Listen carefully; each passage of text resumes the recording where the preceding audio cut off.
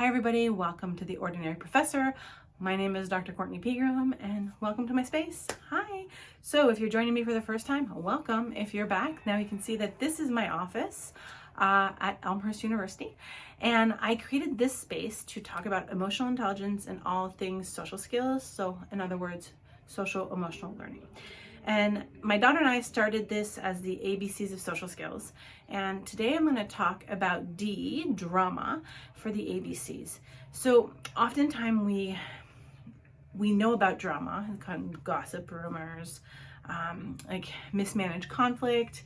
I would say also miscommunications can turn into drama, right? He said, she said, they said. So it's really important to address how we feel when we're faced with drama and realize that it happens to everyone. So it's how we process it and receive it, and also how do we deal with it. So there's a ton of things you can do for when it comes to drama. So I'm going to do a few segments of these because I was in a space prior that I did anti-bullying, anti-violence work, and we talked about drama in middle school like it was our job. Well, it was our job, but we spent a lot of time talking about it. And I learned a lot of tricks, tips, and tools to help educators, parents, and then also students. I also have done a ton of one-on-one coaching with tweens, teens, and young adults around how to address bullying and drama. And then I also do parent coaching to help parents address it so that they can kind of help their children. So this is my background. So here's some tips I would say when it comes to drama. So let's talk about drama between friends. So that happens often, and it's due to not having clear boundaries, also not teaching our children about what is a good friendship and a toxic friendship. And then also it happens when feelings get hurt. So drama happens when just feelings get hurt in general. So when someone feels like they're being attacked, or someone is afraid, another thing, is afraid that someone's gonna hurt them, so they hurt someone first. Sounds crazy, it happens all the time. It happens in corporate like it happens in schools. So it's a lack of trust, and feeling that people are out to get you can cause that instigation, and the drama occurs. So also drama occurs when there's a low level of trust, no psychological safety, and when it's in schools often or in groups is less supervision. Also when there's not a lot of support, thought put into teaching kids about kindness, being appropriate, also, and some of the social learning skills as far as like self-confidence, self-esteem, and how to be socially appropriate with others. So background. So now how do we address drama? Well, there's so much different types of drama that it's really important to identify what's happening. So is it between friend groups? Is it between two people? Is it gossip or rumors? And how do we get to the root cause of it? So what I'm going to train you on today is how to address it as you, the individual. So I am receiving the negative behaviors, the negative comments, and I am feeling the drama. So what can I do? So first is depending of the levels of engagement. So most of the time people will react, and they'll react emotionally, right? And that's the thing that we want to teach our kids to not do, is not reacting emotionally.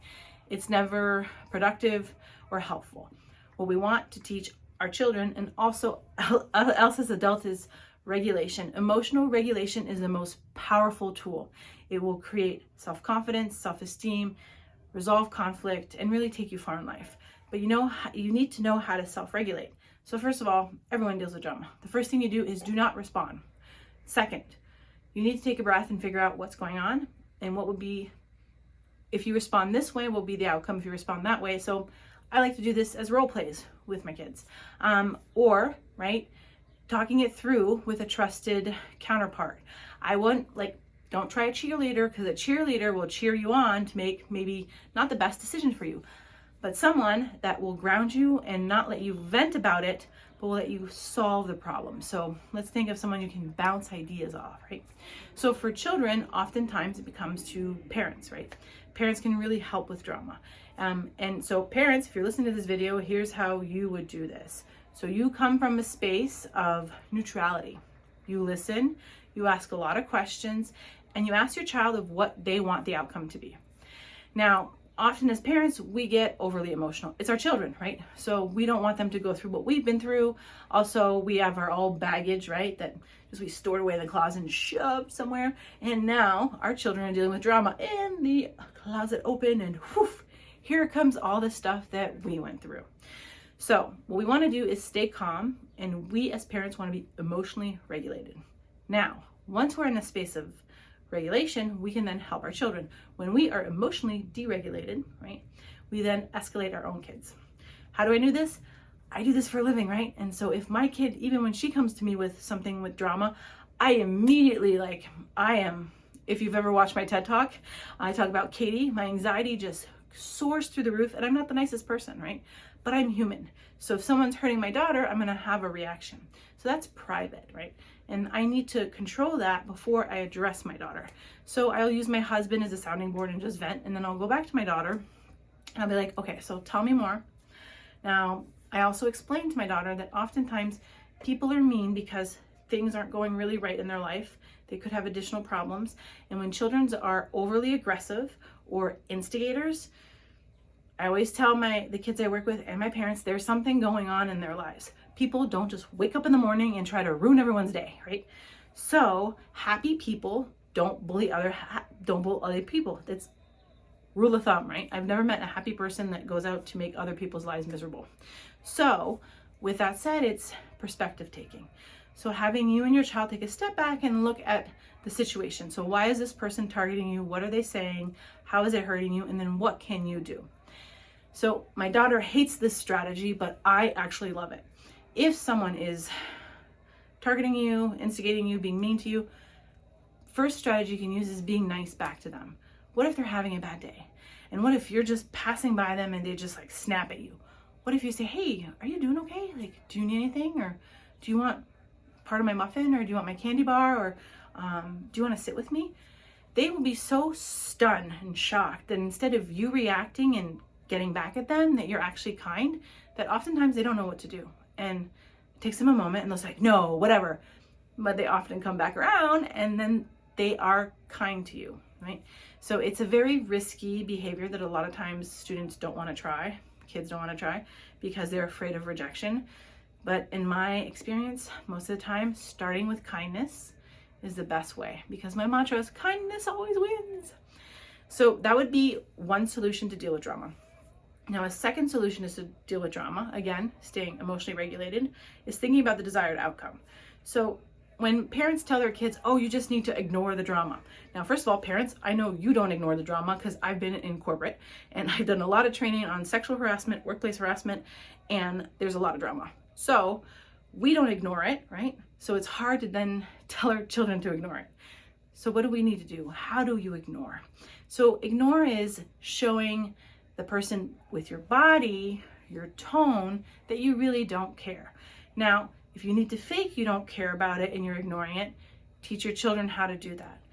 Also, once you really don't care about something or you're distracted by something else, the stuff doesn't bother you, right? So it's about presence, tone, and your reactivity. If someone attacks you, says something, right? So staying calm and being like, you okay? Like, something going on? Or being like, do you need a minute? Or I'm not doing any of this, right? So those are called transition statements. So finding ways to react in a calm, neutral way can help like deflect the drama instead of you reacting to it. Solution 2. Now, solution 3, right, is creating characters, right? So often I teach my tweens and teenagers how to create these like avatars or characters where when they're faced with a lot of drama, they put themselves in their characters and they figure out how that character would react so that they have just this different role play or framework that they don't feel like they're being someone else, but they're for a minute playing into their own strengths and their own character so they can react. So character playing works well for kids or adults that are more extroverted, that can relate to playing different roles, and that can just take a moment to be like, okay, so just like I mentioned, Katie for me, right? So that's my mean anxiety, right? So if I need to go Katie on someone, I'm very different than just me as a person. So that's the 3 strategies. So let's recap. So 1, right, you need to emotionally regulate, right, before you address the drama or you address your child. 2, it's really understanding like where is this coming from and how to kind of deflect, right, and address it. And 3 is role playing different characters on how you would ideally want to react. So I hope this is helpful. I know I threw a lot of information. Let's see what sticks. But I'm going to do a few more segments and break down these different strategies to address drama. And then I'll go through age and cognitive abilities. But this is just a little snippet, a little 10-minute video for you to enjoy, unedited, in my office about drama. So I hope you enjoy. If you found this helpful, please subscribe to my channel, and I will see you next Thursday. Thanks. Bye.